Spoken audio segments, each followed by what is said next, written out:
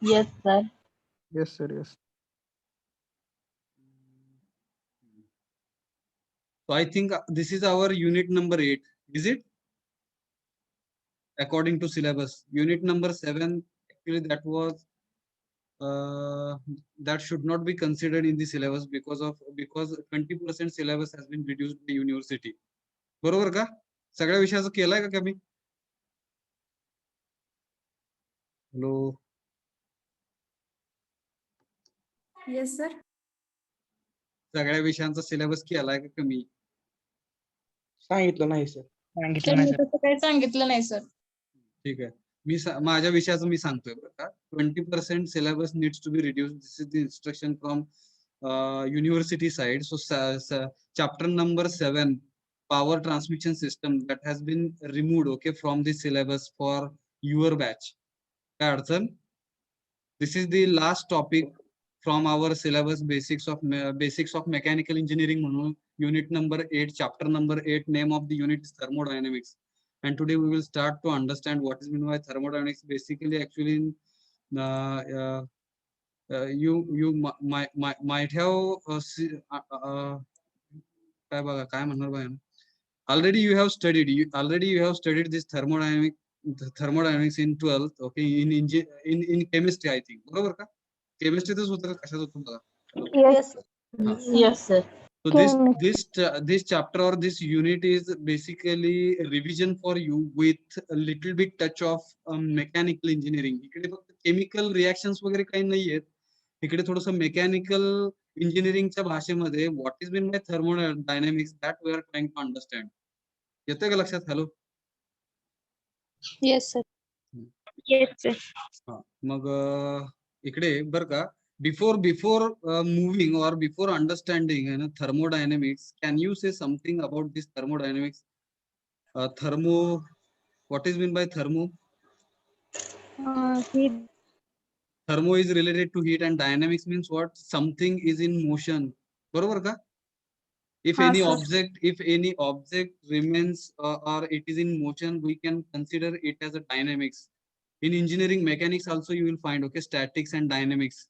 So static means what? Object remains stationary, and if object is in the motion, then we are considering that state as dynamics. बरोबर का? It means if body is in motion and what kind of forces are applied on that body, or that body is exerting some kind of forces, then we are calling it as dynamics. That is the branch of science म्हणू आपण, and which deals with the study of forces if body is in motion. Is it? Hello. Yes. Yes, sir. So thermo means heat. Thermo means heat. थर्मोचा अर्थ काय की heat आहे. And heat is one form of energy. काय अडचण? Do you know?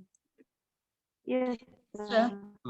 Now let us try to transfer understand. करायचं म्हणजे thermodynamics. हा heat transfer. हा, हीट ट्रान्सफर म्हणजेच थर्मोडायनामिक्स थोडक्यात. बरोबर का? Yes, sir. It means energy in motion. See, many times only heat we cannot consider. All the time heat we cannot consider. In thermodynamics, thermo means heat. It's okay, but actually here heat means what? We should consider energy. येतं का लक्षात बघा. Actual काय अर्थ बघा. Energy. So if energy transfer is taking place in the system, then we can call it as thermodynamics. So transfer of energy, येतं का लक्षात बघा, or energy transfer. So if we'll be studying energy transfer and its effect on the physical properties, with the effect of physical properties of the substance.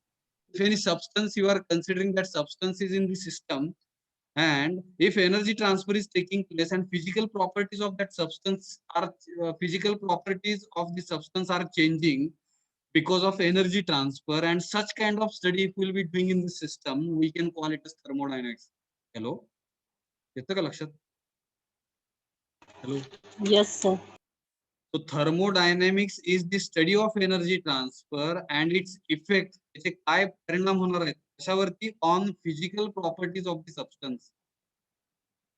Physical properties म्हणजे काय, तर तिकडे pressure असेल, temperature असेल, व्हॉल्यूम असेल, बरोबर का? Hello, ते आपण डिटेलमध्ये बघणार आहे. Hello, yes.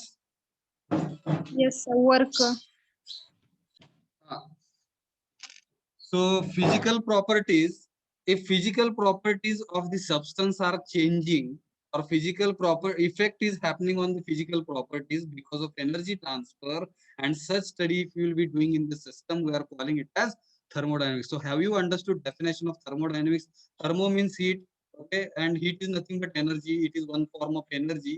Dynamics is the branch where actually if body is in motion or something is in motion, and if we are studying different kinds of forces, energy, power, such kind of study if you will be doing, so we are calling it as thermodynamics. समजलं का थोडक्यात what is meant by thermodynamics? Introduction. Hello. Yes, sir. हा? Yes, sir. मग आता इकडे बर का, heat म्हणजे एनर्जी आहे, तर आपण थोडस एनर्जी म्हणजे काय समजून घेऊ. कोण सांगेल का what is mean by energy? Can anybody will define? The capacity to do work is called energy. हा, कॅपॅसिटी टू डू वर्क म्हणजे एनर्जी. येतं का लक्षात? बघा, कॅपॅसिटी टू डू वर्क.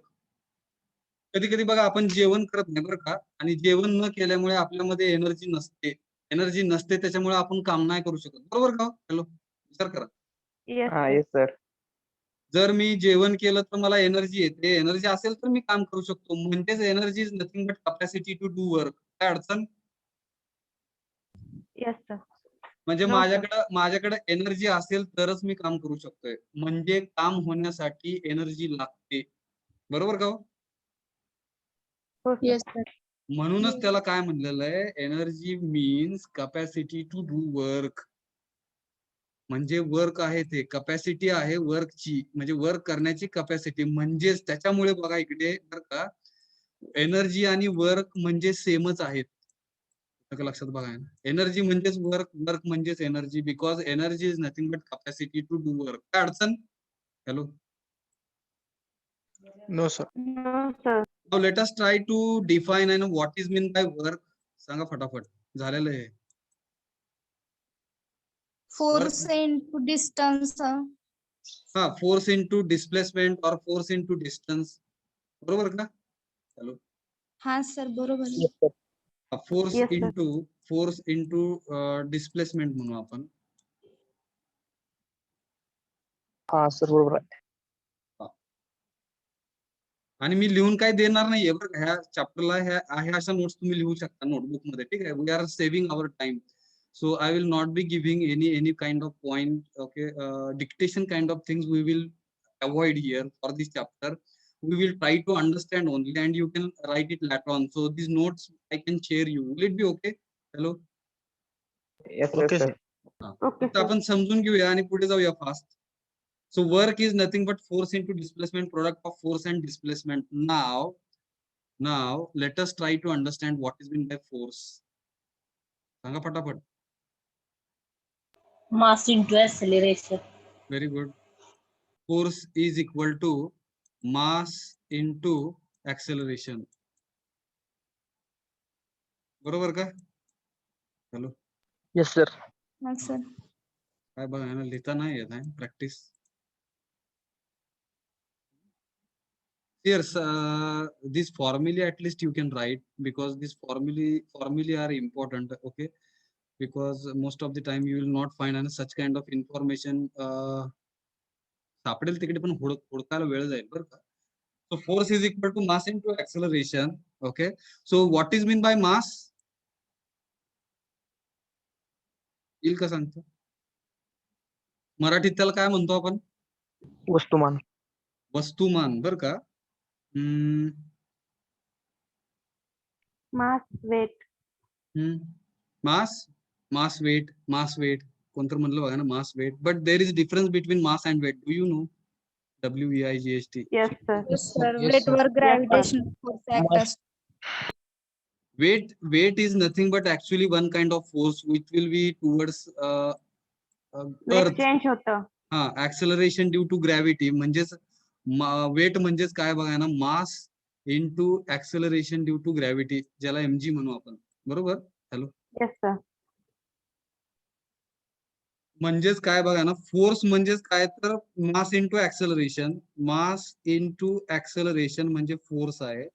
म्हणजेच वेट जर एक टाइपचा फोर्स बघितला तिकडे मास मास ठीक आहे, ऍक्सेलरेशन पण इकडे जी म्हणजे acceleration due to gravity. It means weight is nothing but one kind of force which will be acted towards the earth, towards the centre of the earth. बरोबर का? Hello. Yes, sir. Yes, sir. So mass into acceleration due to gravity means weight actually, and mass is totally different. If any object will be considering that object will have mass and its SI unit is kilogram. बरोबर का?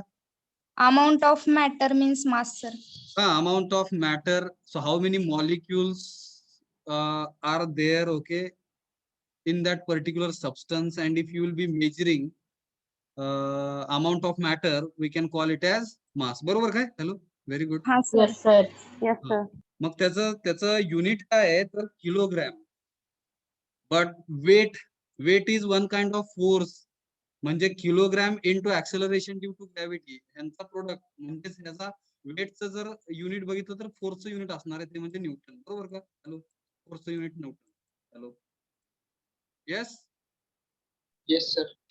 Sir. Yes, sir. Now let us try to understand what is mean by acceleration. Velocity upon time. Velocity upon time. Acceleration small a लिहितोय मी. Acceleration is equal to change of velocity असतं actually. नुसतं velocity upon time नसतं. बरोबर का? Change Change in in velocity velocity to time. per unit time. हा. Final velocity minus initial velocity Initial velocity divided by upon time. time. divided by time. So rate of change of velocity with respect to time. This is nothing but acceleration. मग त्याचं unit काय असणार?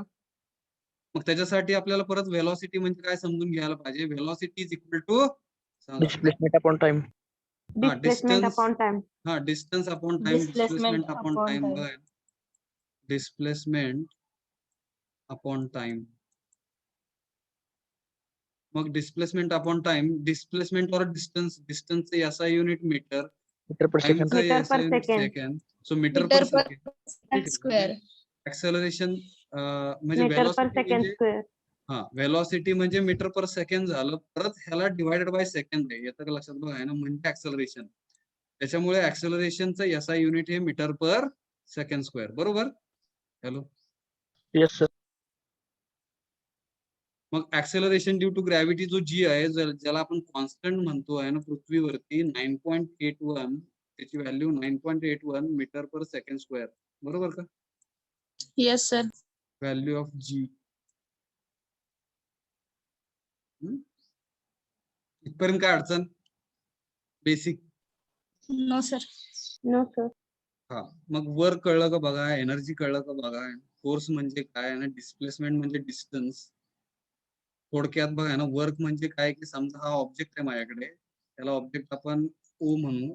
And this object what I want to do, I want to transfer. Okay. or I want to apply certain amount of force on this object, and I want to have displacement of this object, and if this object gets displaced, okay, इथून तो इथं आला object. ठीक आहे. मग इथून तो इथं आला म्हणजे इथलं ह्याच्या सेंटर पासूनचं डिस्टन्स जर बघितलं, हे डिस्टन्स एवढ्या डिस्टन्सनी तो डिस्प्लेस झाला ऑब्जेक्ट. बरोबर का? हॅलो. Ha, sir. मग किती वर्क झालं जर मला काढायचं असेल तर what kind of force you are applying on this object to move this object from position A to position B. From position A to position B. If you want to move this object O, and what kind of forces you are applying on this object O. After applying force F म्हणू आपण, capital F on this object, and if object gets moved or displaced or transferred from position A to position B, so this distance, if you will be measuring, let us call this distance as small d. Okay, and this is the F force which we have applied on this object O. Then product of F into D. बरोबर का? Hello. Yes, sir. Yes, sir. Product of F into D, force into displacement will become work. आणि मग विचार करा आता, what is mean by energy? What is mean by energy? Now, if I want to move or transfer, okay, this object from position A to position B, so some kind of energy is required to complete this work. Is it? Hello. Yes, sir. Yes, sir. म्हणजे ह्याला energy लागणार आहे, हे मनाने नाही जाणार आहे. Object इकडून ए पोझिशन कडून बी पोझिशन कडे certain kind of energy is required because I want to do some kind of work. Force into displacement, this is the work actually, but if I want to do some work, so I need some kind of energy, and that energy is very important. Because of this energy only actually we are living on this earth म्हणू आपण. Because of the energy only actually we are living on this earth. बरोबर का? Yes. Yes, sir. मग इकडं जे काही कळलं का, हे एनर्जी वर्क कळलं का बघा ना, दोघांची युनिट का same. Capacity to do work म्हणजेच एनर्जी आहे. म्हणजे एखादं वर्क करण्यासाठी एनर्जी लागते. आणि मग तिकडे पुढे जर थोडस गेलो आपण, व्हॉट इज मीन बाय पॉवरचा जर विचार केला आहे, जागा कुठे बघा, power P is equal to काय असतं फॉर्म्युला? Work upon time. हा, हे मला वाटतं 4-5 विद्यार्थी एकदा आलते बरं का क्लासमध्ये, त्यावेळेस हे घेतलं होतं मी. हे थोडस बेसिक आहे म्हणून घेतलं होतं त्यावेळेस. तर हे भरपूर महत्वाचं आहे, थर्मोडायनामिक्स चॅप्टर साठी लागत आहे. वर्क अपॉन टाइम, बरोबर का? Yes, sir. हा, म्हणजे पॉवर म्हणजे काय तर बघा ना, जे काही काम आहे त्या कामाला जर मी टाइमनी भागलं तिकडे तर त्याला पॉवर असं म्हणतो आपण. मग इकडे आपण समजून घेऊ एक छोट्याशा एक्झाम्पलने. हे एक्झाम्पल लागू होतं का बरोबर आहे का नाही, that you can decide. Okay, power P, if suppose I am considering power P, समजा एखादा व्यक्ती एक काम, बर का, एक काम जर तो करत असेल आणि त्याच्यासाठी त्याला समजा किती बघा 2 तास लागतात असं समजू आपण, तर त्याची पॉवर किती झाली? 0.5. 0.5 watt. 0.5 असं समजू आपण बघा ना. आणि जर समजा हा एक व्यक्ती असं समजा आहे ना, एक काम करण्यासाठी त्याला 2 तास लागतात, म्हणजे एवढी पॉवर त्याची, लक्षात बघा. आणि दुसरा एक व्यक्ती आहे ज्याला एक काम करण्यासाठी एक, काय बघा ना, लिहायला जागा नाही, हे थोडस क्लिअर करतो मी. दुसरा व्यक्ती ज्याला पॉवर आपण कॅल्क्युलेट केलं, एक काम करण्यासाठी त्याला 1 तास लागतं, मग त्याची पॉवर किती हो? 1. मग 1 जास्त का 0.5 जास्त? 1. एक जास्त. 1 जास्त. म्हणजेच बघा, आयुष्यामध्ये भरपूर कामं करा कमी वेळेत, तर तुमच्यामध्ये पॉवर येणार आहे. येतं का लक्षात? बघा, एक छोटस एक्झाम्पल. कमी वेळेत जास्त काम करा आहे ना, कमी वेळेत जास्त काम करा, you will become powerful person, you will become powerful, काय म्हणणार बघा ना, ह्युमन बिईंग म्हणून आपल्या युनिव्हर्सल ह्युमन व्हॅल्यूच्या भाषेत. येतं का लक्षात? हॅलो. Yes sir.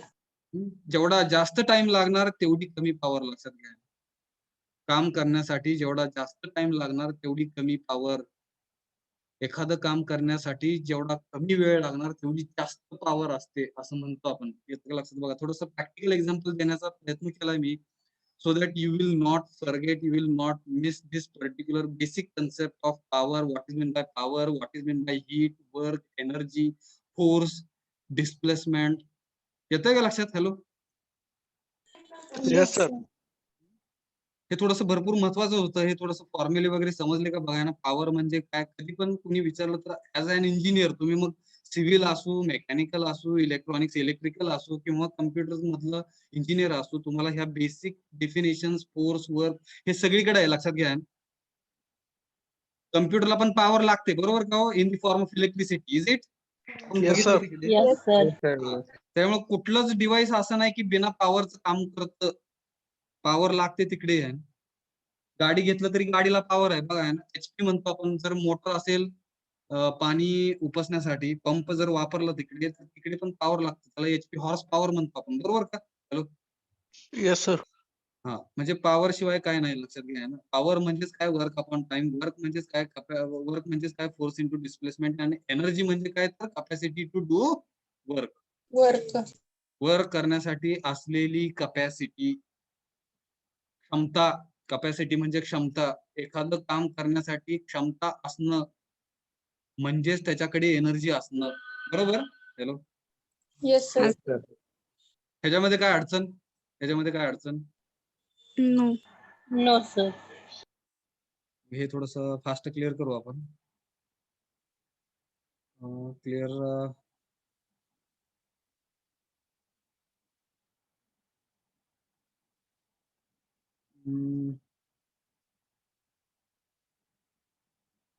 ठीक आहे, बघा. मग आता एक प्रश्न बरं का, law of conservation of energy आपण बघितला तिकडे, बरोबर का? Energy, Yes, sir. energy can neither be Yes, created nor be created. destroyed. Nor be One form of destroyed. energy will be converted into another form. Another form of energy Thus, total energy of universe remains constant. असं काहीतरी law येतोय remains ना. constant. हम्म. Yes, sir. मग असं जर असेल की एनर्जी ही तयार नाही करू शकत, निर्माण बघा काय काय नष्ट नाही करू शकत, मग ही जी पृथ्वीवरती एनर्जी जी आहे ती कुठून आली, हा मोठा प्रश्न आहे बरं का. Right now actually that question nobody is having answer of that question. Actually energy जी काही आहे, ठीक आहे, आपण तयार नाही करू शकत, नष्ट पण नाही करू शकत. मग जी काही एनर्जी ह्या पृथ्वीवरती दिसते, आपण जाणवते, आपल्याला दिसते, ती एनर्जी आली कुठून? तर त्याचा आन्सर म्हणजे काय? मग तिकडे मग ते स्पिरिच्युअल वगैरे येतं, बरोबर का? Hello hello. Yes, sir. कारण की ह्याचं उत्तर कुणाकडे नाहीये आता. आपल्याला जी काही एनर्जी आहे, ठीक आहे, तुम्ही म्हणणार की फूड मधनं आपण एनर्जी घेतो, ठीक आहे, मग फूड मध्ये कुठनं आली? येतं का लक्षात?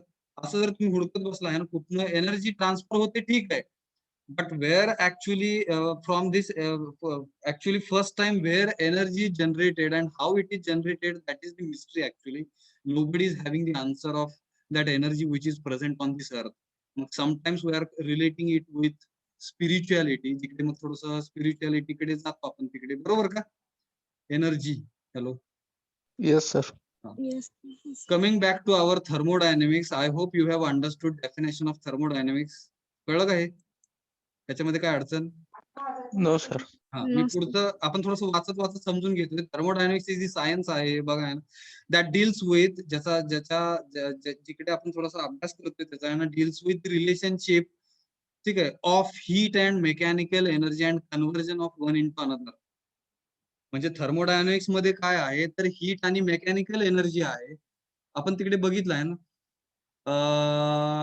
energy is available in different forms. Okay, in 12th also you might have studied energy is available in different forms. Sometimes if suppose energy is available in the form of electrical, we are calling it as electrical energy. If energy is available in the form of heat, we are calling it as thermal energy. बरोबर का? Hello. Yes, sir. Yes, sir. हा, so thermodynamics म्हणजे काय, तर एक science आहे जिकडे कशाचा अभ्यास होतो की रिलेशनशिप जी काय आहे कशाची, हीट आणि मेकॅनिकल एनर्जीचं, आणि त्यांचं कन्व्हर्जन एकमेकांमध्ये, ते म्हणजे थर्मोडायनामिक्स आहे. काय अडचण?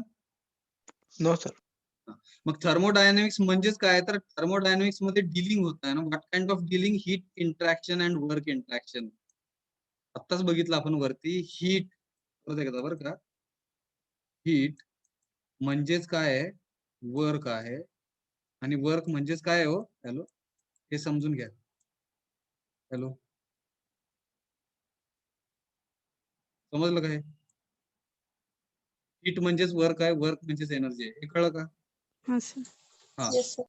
Now if you will consider heat and work are the properties of the system. आपण पुढे बघणार आहोत. सॉरी, याला प्रॉपर्टी नाही म्हणू शकत बरं का, हे पाथ फंक्शन्स आहेत, बरोबर का? आठवतं का बघा ना 12वी? Hello, path function, point function. Yes, sir. हा, हे प्रॉपर्टी नाही म्हणू शकत याला आपण. Yes, sir. Actually these are the path functions म्हणतो आपण ह्याला, ठीक आहे. प्रॉपर्टी म्हणजे काय, तर प्रेशर, जाता जाता एक्झाम्पल सांगतोय ना, temperature, Extensive volume, property. Volume. ठीक आहे, हे एक्झाम्पल्स म्हणजे प्रॉपर्टी झाल्या, त्या सिस्टमच्या प्रॉपर्टी झाल्या. But heat and work these are the path function. Detail मध्ये बघू आपण ते. फक्त आता जाता जाता लक्षात काय ठेवा की if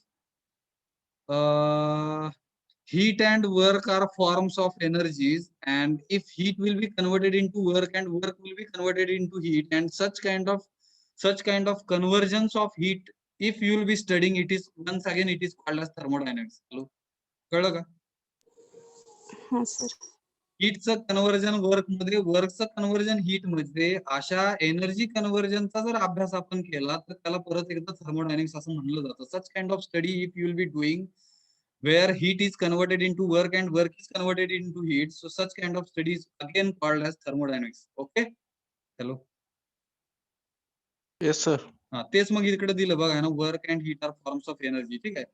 transfer of heat or work to काय बघा ना, substance brings about the certain changes in the substance. मग काय होणार बघा, त्यावेळेस एखादा सबस्टन्स आपण घेतला इकडे, हा सबस्टन्स आहे ना, याला एस म्हणू आपण, सिस्टम मध्ये तो सबस्टन्स आहे S. And if suppose this substance yes is in this and it is available in the system म्हणजे काय ते पण बघू डिटेल मध्ये आपण पुढे. ही सिस्टम आहे असं समजा, आणि ह्या सिस्टम मध्ये हा सबस्टन्स यस आहे. ठीक आहे. Yes is the substance. So when energy transfer is taking place, it means heat. If you will be heating this substance yes, so what will happen, sometimes this yes will produce some kind of work. येतं का लक्षात बघा. Hello, मी समजा heat दिली आणि त्या सबस्टन्सनी काय केलं की वर्क केलं काहीतरी. Hello hello, yes. It means one form of energy I am supplying to this substance yes, okay, which is present in the system, so it will produce certain amount of work. ह्याच्या उलट समजा मी ह्याला work जर दिलं, त्या सबस्टन्सला work दिलं, किंवा या सिस्टमला, समटाइम्स सिस्टमला पण वर्क देतो आपण. So if I will be giving certain amount of work to this substance which is present in the system yes, again it we can convert it in to heat. तर आपल्याला हा बघा, तर आपल्याला ते हीट मध्ये कन्वर्ट करता येईल. फॉर एक्झाम्पल एखादा, मगाशी आपण बघितलं कुठल्या ह्याच्यामध्ये, सोल्डरिंगच्या तिकडे सोल्डरिंग आयर्न होतं तिकडे, soldering iron. So electrical energy that we converted into thermal energy, म्हणजे तिकडे वर्क मिळलं तिकडे, समजतं का? In the form of electrical energy actually energy मिळली किंवा वर्क मिळलं त्या सोल्डरिंग आयर्नला, आणि त्याचं ते जे काही एनर्जीचं रूपांतर आहे ते कशात झालं? हॅलो, हीट मध्ये झालं, बरोबर का? Hello, Yes, sir. Yes, sir. हे कळतं का बघा? म्हणजे तिकडे हीटचं वर्क मध्ये कन्व्हर्जन, परत वर्कचं हीट मध्ये कन्व्हर्जन, असल्या टाईपचं कन्व्हर्जनच्या संदर्भाचा हा पॉइंट आहे. ठीक आहे. मग most of the times when such kind of energy conversions are taking place, this system will have its own properties. ह्या सिस्टमच्या स्वतःच्या काही प्रॉपर्टीज असतील, तर ह्या कन्व्हर्जन मुळे त्या प्रॉपर्टीज चेंज होतात असं म्हणलेलं आहे तिकडे. हॅलो, समजलं का? When energy transfer is taking place from heat to work and work to heat, this substance S will change its properties. ह्या S च्या प्रॉपर्टीज चेंज होतात. For example pressure, temperature and volume, त्याच्या काय properties असतील, तर pressure कमी होईल किंवा टेम्परेचर वाढेल, टेम्परेचर कमी होईल किंवा प्रेशर वाढेल. Some kind of properties will be changing when energy transfer is taking place. बरोबर का? हॅलो, हा सर. Yes, sir. मग इकडे म्हणलं, मगाशी मी सांगितलं, thermo means heat and since work is also form of energy, already discuss केलं आपण. Thermo is taken to mean that heat and work. Thermo म्हणजे दोघांचं कॉम्बिनेशन म्हणून पण आपण असा अभ्यास करू शकतो. थर्मो म्हणजे हीट अँड वर्क. ऍक्च्युअली हीटचं कन्व्हर्जन वर्क मध्ये, वर्कचं कन्व्हर्जन हीट मध्ये, असा अभ्यास जर करत असो आपण तर त्याला थर्मोडायनामिक्स असं म्हणतोय आपण. Thermo is taken together, okay, heat, combination of heat and work. And dynamic refers to the changes that occurs as a result of heat or work transfer. Dynamics म्हणजे काय की इकडे एनर्जी ट्रान्सफर होतोय वर्कचं heat मध्ये, हीटचं work मध्ये. Such kind of energy conversions are taking place in the system, because of which, म्हणजे हा जो काही ट्रान्सफर होतो, ह्या ट्रान्सफरलाच काय नाव दिले होते त्यांनी? डायनॅमिक्स. बरोबर का? Hello, yes. Yes, sir. ठीक आहे. मग तिकडे फास्ट जातोय मी आता, बरं काही झालेल्या गोष्टी आहेत तिकडे, जास्त टाइम नाही घालवत मी. एनर्जी म्हणजेच काय, तुम्ही ते सांगितलं सुरुवातीला definition, capacity to do work. Okay, energy you want to classified into two categories. Energy can be broadly classified into two categories. Number one, internal energy, and number two, external energy. बरोबर का? Hello hello, हा Yes, sir. sir. मग हे केमिस्ट्रीमध्ये शिकला तुम्ही. Internal energy म्हणजेच काय असते, तर तिकडे chemical energy, atomic energy and molecular energy. Hello, हा सर. ह्या तिन्हीचं कॉम्बिनेशन म्हणजे ती इंटरनल एनर्जी असते. Internal energy consist of 3 types of energies: chemical energy, atomic energy and molecular internal energy. मग इकडे म्हणलं त्यांनी internal energy is okay present in the system. कधी म्हणणार बघा ना, एखाद्या सिस्टम मध्ये इंटरनल एनर्जी प्रेझेंट आहे असं कधी म्हणणार, आणि ही कशामुळे असते? Due to molecular motion. ठीक आहे. मग बघा आहे ना, एक जर ही सिस्टम कन्सिडर केली, ज्याला आपण एस नाव देऊ, ही सिस्टम यस आहे, आणि ह्याच्यामध्ये एखादा सबस्टन्स आहे असं आपण समजू. ठीक आहे, हा सबस्टन्स आहे. ह्या सबस्टन्स म्हणजे काय असणार आहे?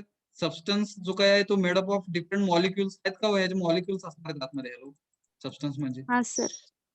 मग ह्या सबस्टन्स मध्ये मॉलिक्युल्स आहेत. ह्या मॉलिक्युलच्या आतमध्ये हे मॉलिक्युल्स एका ठिकाणी नाहीत बसत. होते. हा, ते मूव्ह होतात. एका ठिकाणी नाहीत राहत, ते मूव्ह होतात. मग ते मूव्ह होत असतील तर मॉलिक्युलर जे काही आहे ते मॉलिक्युल जे काय आहे ते मोशन मध्ये असणार आहेत. आणि मॉलिक्युल जर मोशन मध्ये असतील तर त्याला मॉलिक्युलर इंटरनल एनर्जी म्हणतो आपण. Hello, if molecules are moving okay internally in the substance, then we can consider molecular internal energy will be possessed by that system. बरोबर का? Hello, yes. हा, मग मग हा जो काही सबस्टन्स आहे तो ऍटम्सनी बनलेला आहे. बरोबर का? मॉलिक्युलचा लहान पार्ट म्हणजे काय हो? हॅलो, मॉलिक्युलचा लहान पार्ट म्हणजे ऍटम. ऍटम. हा, 2 ऍटम एकत्र आले की मॉलिक्युल होतो. Hello, yes. Yes, sir. मग परत तिकडे मॉलिक्युलचा अजून लहान भाग घेतला तर ऍटम ऍक्च्युली, आणि मग त्या atomic structure, arrangement of atomic structure, आणि त्या ऍटॉमिक स्ट्रक्चर मुळे, फॉर एक्झाम्पल बघा, एक छोटस एक्झाम्पल, मला जास्त केमिस्ट्री येत नाही बरं का. H2O पाणी घेतलं, ठीक आहे, H2O, तर ह्याच्यामध्ये हायड्रोजनचे 2 मॉलिक्युल्स आहेत का हो? Yes sir. आणि ऑक्सिजनचा 1 मॉलिक्यूल, हायड्रोजनचे 2 आणि ऑक्सिजनचा 1, असे एकत्र येऊन हे पाणी तयार झालं. H2O म्हणतो आपण त्याला. मग ह्या सिंगल झाला तो कंपाऊंड. हा, कंपाऊंड झालं हे. करेक्ट, कंपाऊंड झालंय. कंपाऊंडचं स्मॉलेस्ट युनिट म्हणजेच मॉलिक्यूल. हा, कंपाऊंडचा स्मॉलेस्ट युनिट म्हणजेच मॉलिक्यूल. आणि त्या मॉलिक्यूल मध्ये बरं का, त्या मॉलिक्यूल मध्ये H2 मध्ये दोन ऍटम आलेत तिकडे. बरोबर का? कसं आहे बघा हे. असंच का? असंच असतं का? बघा थोडस केमिस्ट्री. इलेमेंट असते आणि इलेमेंटचं स्मॉलेस्ट युनिट हे ऍटम असते. हा हा, म्हणजे H2 ला एलिमेंट म्हणायचं काय? हा सर. ठीक आहे. H2, if H2 is element, so this H2 element is actually formed by 2 hydrogen atoms. 2 hydrogen ऍटमच, 2 हायड्रोजन ऍटम एकत्र आल्यानंतर मला वाटतं H2 होत असावा. Yes sir. Yes, sir. आणि मग 1 ऑक्सिजनचा आल्यानंतर मग हे जे काय आहे, जास्त खोलात नको जायला. ठीक आहे, ऍटॉमिक स्ट्रक्चर जे काही आहे, ठीक आहे, ह्या ऍटॉमिक स्ट्रक्चर मुळे, त्या ऍटॉमिक स्ट्रक्चर मुळे ऍक्च्युली ऍटॉमिक एनर्जी असते सबस्टन्स मध्ये. येतं का लक्षात थोडक्यात शॉर्ट मध्ये? Hello, yes sir. हा, आणि मग तिकडे जर रिॲक्शन होत असेल, if certain kind of reaction is taking place in the system, मग ह्या सिस्टम मध्ये काही एखादी रिॲक्शन होत असेल तर त्या because of that reaction, because of chemical reaction, chemical energy you will find in the system. बरोबर? Hello, yes. हॅलो, हा सर. हा, म्हणजेच तिकडे मग ह्या 3 टाईपच्या जर एनर्जी असतील सबस्टन्स मध्ये आणि सबस्टन्स सिस्टम मध्ये असेल तर त्याला आपण काय म्हणतोय? इंटरनल एनर्जी आहे. इंटरनल एनर्जी म्हणतो आपण त्याला. समजलं का हो? Internal energy. जाऊया पुढे. हा सर. हा, केमिकल एनर्जी. मग इकडे डेफिनेशन्स आहेत, त्या तुम्ही वाचा बरं का. तुम्हाला समजून येतील त्या, फक्त मी फास्ट वाचले. जाऊया पुढे. It is energy released due to change in the chemical composition. Chemical energy म्हणजे काय की केमिकल कॉम्पोजिशन चेंज होतं तिकडे. Some kind of reactions are taking place in the system because of which we are considering it as a chemical system possesses chemical energy. Chemical energy is released due to combustion of air and fuel mixture in the IC engine. मग internal combustion engine जर घेतलं तिकडे आपल्या गाडीमध्ये जे असतं आहे ना, 2 व्हीलर 4 व्हीलर त्याच्यामध्ये इंटरनल कंबशन इंजिन वापरतो आपण. मग त्या इंटरनल कंबशन इंजिन मध्ये होतं काय तिकडे, मला वाटतं तुम्हाला कंबशन फ्युएल कुठला फ्युएल चॅप्टर आहे का तिकडे केमिस्ट्री मध्ये चालू? आहे. आहे. हा, मग हे सांगायची जास्त गरज नाही, बरोबर? हॅलो. हा sir. Air and fuel. If air and fuel are getting mixed, and when we are burning this mixture, if we will burn, then what will happen? Combustion of air and fuel mixture takes place, and this produces large amount of thermal energy. This thermal energy is utilized to have the movement of the piston, and as piston will have the movement, because of which what will happen?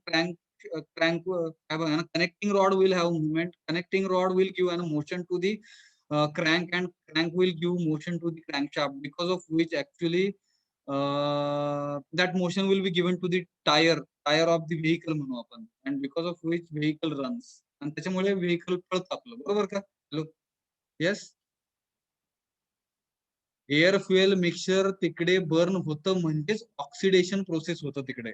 O2 येतं तिकडे आणि जळतं ते, बरोबर का? Hello. Yes. Yes sir. Atomic energy, म्हणजे atomic structure जे काही आहे ठीक आहे, त्यांच्यामध्ये nuclear fission such kind of reactions are happening, because of which atomic energy will be possessed by the system म्हणू आपण, त्याला ऍटॉमिक एनर्जी म्हणतात. म्हणजे एनर्जी रिलीज होते ना, कशामुळे? Changes in the atomic structure. Atomic structure मध्ये चेंजेस होतात आतमध्ये. त्याचं बेस्ट एक्झाम्पल युरॅनियम 235 असलं काही शिकला का? Nuclear reaction, chain reaction. Hello. Hello. Uranium 235. Yes, sir. शिकलाव सर. Yes sir. हा, मग इकडे बघा ना, युरॅनियम 235 मध्ये तिकडे त्याच्यामध्ये चेंजेस काय बघा ना, मला वाटतं कशासोबत त्याची इलेक्ट्रॉन सोबत, न्यूट्रॉन सोबत, काय कोणासोबत होते रिएक्शन, आठवतं का काय? न्यूट्रॉन बरोबर असतं. करेक्ट. न्यूट्रॉन सोबत त्याचं रिएक्शन होते, आणि न्यूट्रॉन सोबत रिएक्शन झाल्यानंतर क्रिप्टॉन आणि बेरिलियम नावाचे 2 ऍटम बाहेर पडतात का? And large amount of thermal energy काय बघा is generated, and that reaction we are calling it as nuclear reaction. आणि कशामुळे झालं तर त्या ऍटॉमिक स्ट्रक्चर मध्ये चेंजेस झाले आहे ना. युरॅनियमचा जो ऍटम होता त्या ऍटम मध्ये चेंजेस झाले. when atomic structure is going to be changed, so large amount of energy will be released by that atom, and we are calling that energy as atomic energy. Bomb फुटतो म्हणजे काय बघा ना, Hiroshima Nagasaki Japan मध्ये bomb टाकण्यात आला तिकडे, बरोबर का? उद्ध्वस्त झाला अख्खं सिटी बघाय ना ते, बरोबर का? हिरोशिमा नागासाकी तिकडे ऍटॉमिक बॉम्ब होतो, ते ऍटॉमिक रिएक्शन झाली तिकडे आहे ना, ऍटॉमिक स्ट्रक्चर चेंज झालं आणि तिकडे large amount of energy produce झाली, ज्या एनर्जीनी ह्युमॅनिटीचा नाश केला तिकडे बघा, त्याला ऍटॉमिक एनर्जी म्हणतो आपण. Molecular energy, so energy due to molecular motion, हे सांगितलं मी मगाशी, and its configuration okay is called as molecular internal energy. So different molecules you will find okay in the substance, and these molecules, if they are having certain kind of motion, and because of this motion they will have certain configuration with them, आणि ते motion मध्ये असल्यामुळे sometimes energy असते त्यांच्याकडे, बरोबर का? आणि त्याला आपण मॉलिक्युलर एनर्जी म्हणतो, आणि ह्या सगळ्याचं कॉम्बिनेशन म्हणून त्याला इंटरनल एनर्जी असं म्हणतोय आपण, and it is denoted by letter capital U. काय अडचण? Hello. Internal energy is denoted by letter capital U. Internal energy is denoted by capital U. Okay, जाऊया पुढे. Yes sir. आता एक्सटर्नल एनर्जी बघा का, एक्सटर्नल एनर्जी. आता external energy कशामुळे असते बघा, आपण थोडस उलटा प्रवास करूया बरं का. एक्सटर्नल एनर्जी म्हणजे एक्सटर्नल एनर्जीच्या आधी आपण थोडस टोटल एनर्जी बघूया, आणि मग परत तिकडे जाऊया. Total energy capital E is equal to काय असतं बघा, total energy of the system. If suppose I want to calculate or I want to find out and total energy of the system, so total energy of the system is nothing but capital U, म्हणजे आता शिकलो आपण internal energy. हा, internal energy, and kinetic energy and potential energy. मला वाटतं आपण pumps and compressor मध्ये बऱ्याच वेळा हे कायनेटिक एनर्जी, पोटेन्शियल एनर्जी हे शब्द वापरले आपण, बरोबर का? Hello hello Yes, sir. हा. मग total energy of the system, if suppose I want to find out, this is the formula, internal energy plus kinetic energy and potential energy. With this formula we can calculate total energy of the system. मग total energy of the system is nothing but internal energy समजून घेतलं आपण. Now let us try to understand kinetic energy. So formula of kinetic energy also we have learned in 12th, I think. Kinetic energy is equal to 1/2 mv square. बरोबर का? Yes, sir. Yes, sir. जिकडे m is nothing but mass of the system and v is velocity of the velocity and that object which is moving with velocity capital V. बरोबर का? Yes. Body possess in motion. That's Now, called if kinetic energy. here most of the times body, first of all actually potential energy will be there. आता potential एनर्जीचं actually kinetic energy मध्ये conversion होत आहे ना most of the times. आणि त्यावेळेस actually काय होतं, जे काय असेल, वॉटर असेल, मग तुमचं गॅस असेल, it depends what kind of fluid you will be using in that system. That fluid will have an certain velocity. त्या व्हेलॉसिटीचा स्क्वेअर आणि 1/2 मासच्या अर्ध आहे, हाफ ऑफ द मास आणि व्हेलॉसिटीचा स्क्वेअर, ह्या एकमेकांचा गुणाकाराला आपण काय म्हणतोय, कायनेटिक एनर्जी म्हणतोय. म्हणजेच kinetic energy of the system is totally dependent on mass of the system and velocity of the fluid which is present in the system. बरोबर का? हॅलो, काय अडचण? No, sir. No, sir. No, हा.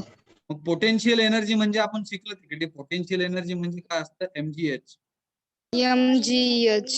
हा, Position फक्त वर हा, म्हणजे फॉर एक्झाम्पल समजा हा अर्थ सरफेस आहे बरं का, दिस इज द अर्थ सरफेस, आणि इकडे एक आपला ऑब्जेक्ट आहे बरं का, हा ऑब्जेक्ट आहे आपला, आणि हा ऑब्जेक्ट इथे आहे. हा ऑब्जेक्ट मी काय केला, इकडून इकडे उचलून वर हवेत ठेवला, हवेत. ठीक आहे, हा हवेत. तर इकडून तो इकडं उंच नेला तो, आणि उंच नेल्यानंतर जर आपण ते सोडलं खाली, म्हणजे चॉक बघा ना, मला वाटतं शाळेमध्ये चॉकचं एक्झाम्पल देतात आपण, आता वर्गामध्ये नाही येत, बरोबर का? हॅलो, हा सर. हा, तर मी Yes, sir. हा चॉक माझ्या हातात आहे, तो चॉक मी सोडून दिला, तर त्या चॉकला आहे ना वजन असणार, काय बघा ना, वजन नाही ना, मास असणार आहे, mass. And acceleration due to gravity हे असतं तिकडे. आणि झेड म्हणजे काय, तर हे डिस्टन्स, हाईट. त्याला हाईट म्हणतो आपण, ऍक्च्युली हाईट म्हणतो आपण. पण इकडे आपण आपल्या बेसिक्स ऑफ मेकॅनिकल इंजिनिअरिंग मध्ये we are not using H we are using for notation of the heat. त्या एच जे काही वापरणार आपण ते हीट साठी वापरणार आहे, तर इकडे हाईट साठी आपण झेड वापरणार आहे. अलग लक्षात? अर्थ Okay, sir. Surface, Yes, distance, height above the earth surface, height above the earth surface म्हणजे ह्याला आपण झेड म्हणणार आहे. Hello, Yes, sir. मग mgh म्हणायच्या ऐवजी आपण फक्त म्हणणार काय इकडे, mgz.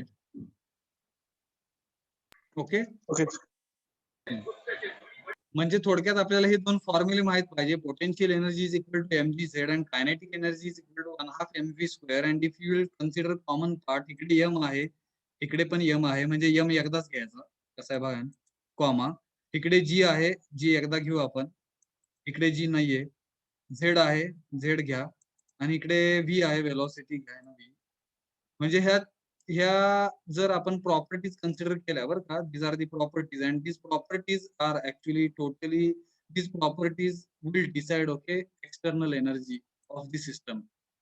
मग इकडे मी वाचतो आता, the internal energy is present in the system due to mass small m, height above the earth surface, height above the earth surface म्हणजे z, and acceleration due to gravity small g, as well as here one more thing is missing actually.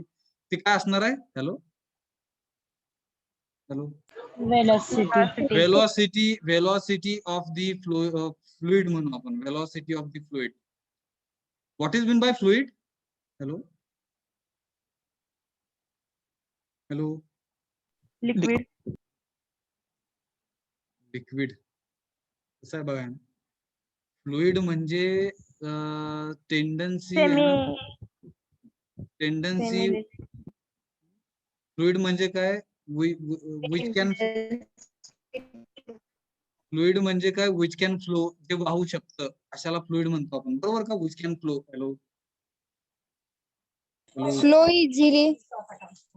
हा, म्हणजेच which can flow, ज्याला जे वाहू शकतं त्याला आपण fluid म्हणतो. मग कोण कोण वाहू शकतं बघा की तिकडे, नुसतं लिक्विड वाहू नाही शकत, हवा पण वाहते की. हो, Yes, sir. म्हणजे लिक्विड और गॅसियस, सॉलिड वाहतात का नाही माहित नाही, सॉलिड वाहू नाही शकत मला वाटतं बघा. Hello, No, sir. No. नाही सर, वाहत हा. नाही. मग तिकडे फ्लुइड म्हणजे काय, तर दोन गोष्टी येतात बघा, हे बेसिक आहे ना, हे तुम्हाला माहिती आहे का ना. फ्लुइड म्हणजे फक्त लिक्विड नाही म्हणायचं, लिक्विड ऍज वेल एज गॅसियस. हॅलो, येतं का लक्षात? लिक्विड ऍज वेल एज गॅस पण वाहू शकतं, लिक्विड पण वाहू शकतं. म्हणजे जे वाहू शकतं, जे थोडक्यात लिक्विड आणि गॅस आहे, त्याला आपण फ्लुइड म्हणायचं, बरोबर का? हॅलो, हा सर. Okay, sir. हा. मग इकडे मी वन्स अगेन आहे ना, let us try to understand. आणि external energy is nothing but, okay, it is actually because of mass of the fluid म्हणू आपण. that fluid, if we are keeping, okay, above the earth surface, that distance is capital Z, and if that fluid is flowing towards the earth surface, at that time it will have certain acceleration, jala acceleration due to gravity we can call it as. And that fluid, if fluid is flowing, that fluid will have a certain velocity.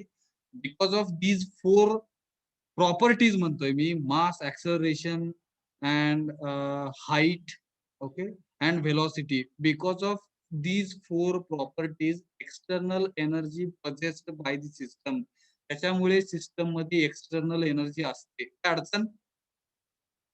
No, sir.